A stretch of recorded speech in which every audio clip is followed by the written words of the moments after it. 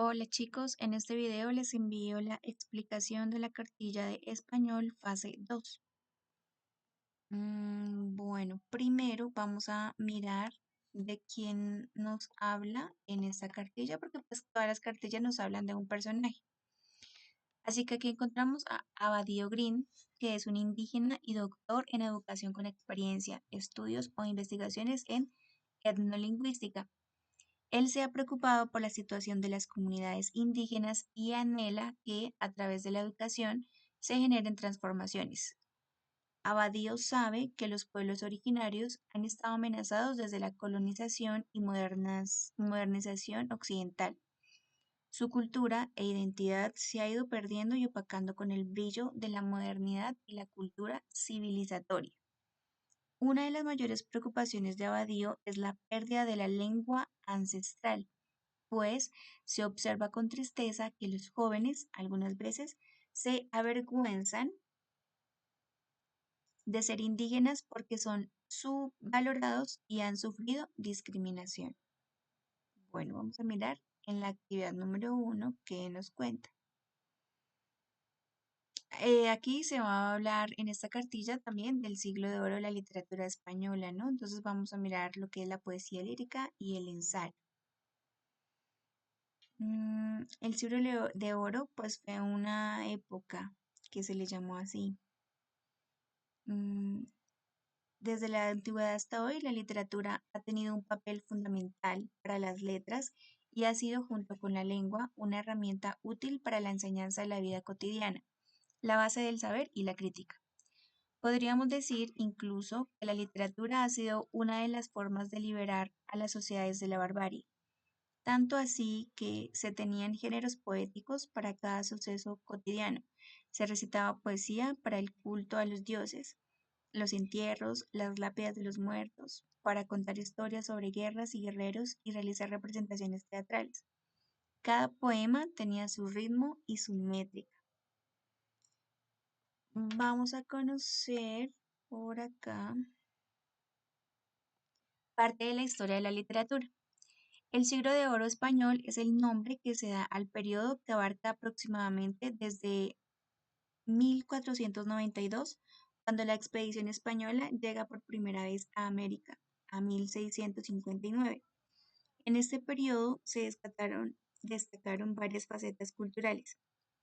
La fecha de inicio es también la del primer viaje de Cristóbal Colón a América y la de la publicación de la Gramática Castellana de Antonio de Nebrija.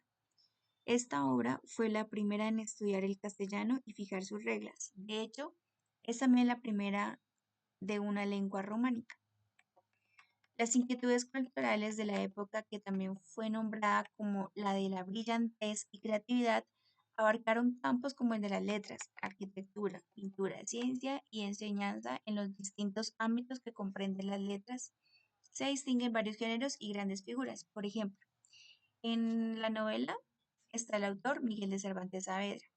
En cuanto a la poesía, encontramos a Garcilaso de la Vega, Góngora, Quevedo, Boscán y Fray Luis de León.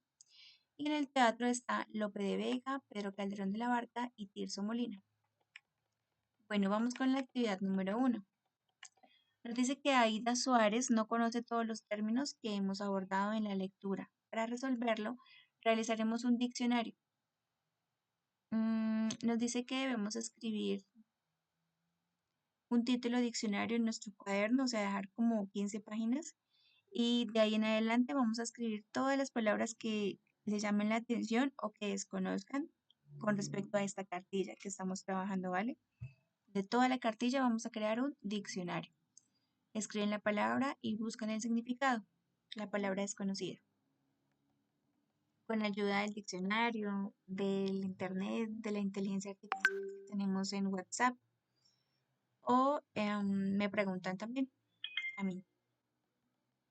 Ustedes también pueden dar una interpretación sobre lo que lea la palabra según lo que entiende, lo que ha consultado.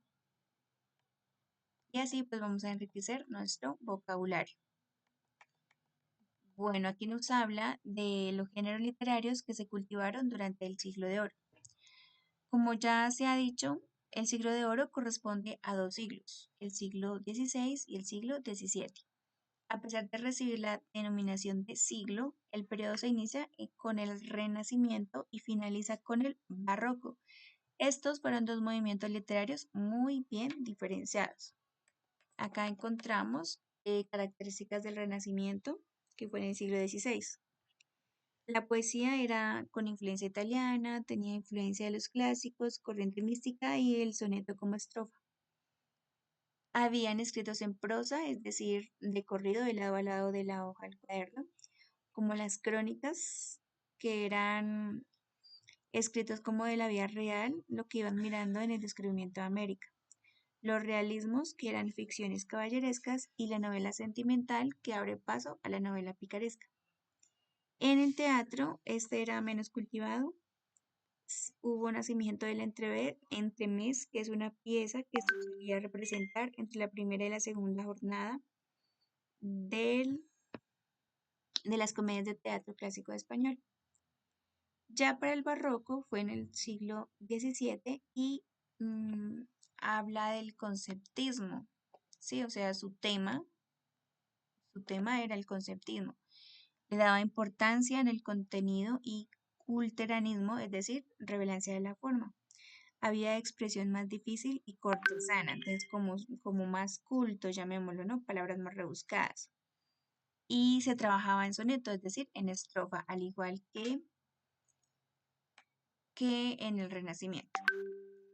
La novela, entonces, la novela era escrita en prosa también, ¿no? De lado a lado.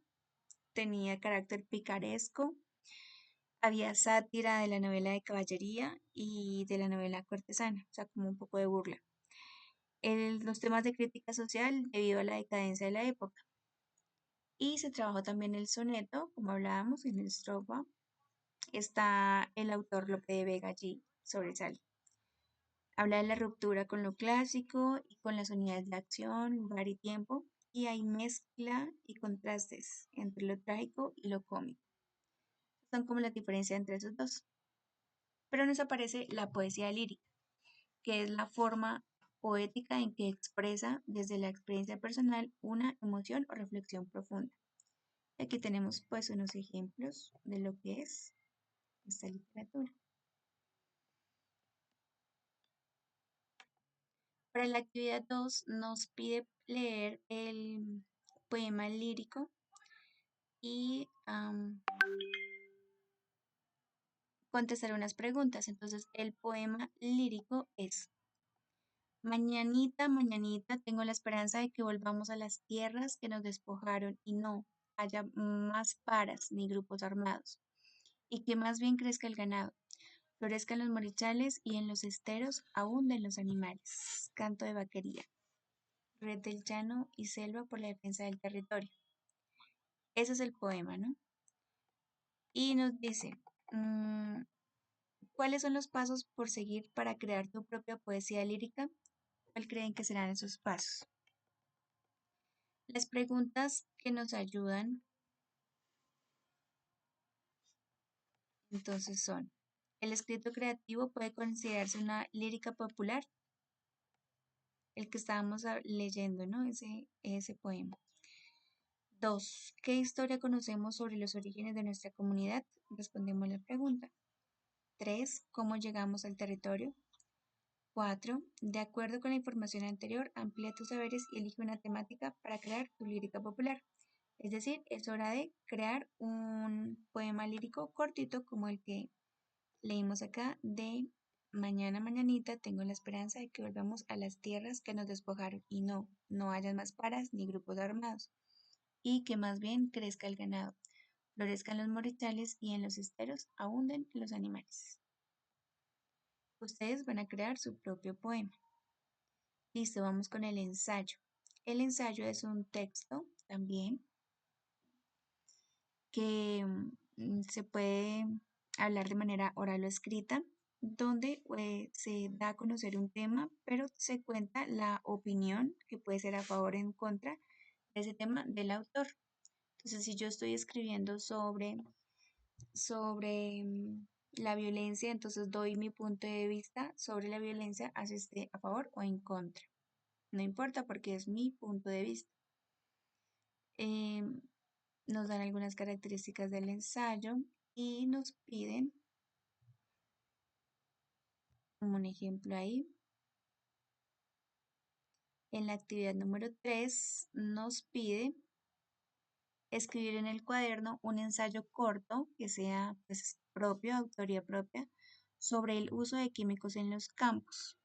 Para ayudarnos a escribir ese texto, tenemos unas preguntas acá. Entonces, estas preguntas nos ayudan a organizar nuestro texto, nuestro ensayo. La primera pregunta, ¿cómo los fertilizantes y químicos afectan los productos que consumimos? Segundo, ¿cuáles son las consecuencias en nuestra salud por el uso de estas sustancias? Tercero, ¿por qué es mejor comer alimentos orgánicos y locales? Entonces, al responder estas preguntas, vamos organizando nuestro ensayo. Recuerden, en el primer párrafo podemos decir un poquito qué son esos fertilizantes y cómo afectan a los productos que consumimos. En el segundo podemos hablar de las consecuencias en la salud y en el tercero nuestro punto de vista, en el tercer párrafo. En la actividad número 4 nos dice que contestemos unas preguntas. Las preguntas de la actividad 4 son, primera, ¿crees que la literatura tiene el deber de despertar conciencias y tratar de reformar la sociedad? ¿Por qué? Segundo, ¿qué has aprendido hasta el momento y cómo lo has hecho? Presenta esta reflexión por escrito. Entonces vas a contar qué has aprendido y cómo has aprendido algo con esta cartilla. Lo vamos a escribir en el cuaderno. Eso es para la actividad 4. Y recuerden que debemos ir escribiendo el diccionario que nos decían que dejáramos el espacio, ¿no? Diccionario, todas las preguntas desconocidas con su significado. Actividad 5. Busca uno o dos artículos en los que se expongan las razones por las que se han perdido las lenguas indígenas en nuestro país. Esto es decir, puedes buscar en internet por qué se han perdido las lenguas indígenas en Colombia. Y a partir de esa lectura, puede escribir un texto reflexivo donde usted exponga las ideas expuestas por los autores. ¿Cuáles autores? Pues de la lectura que buscamos por internet, ¿vale?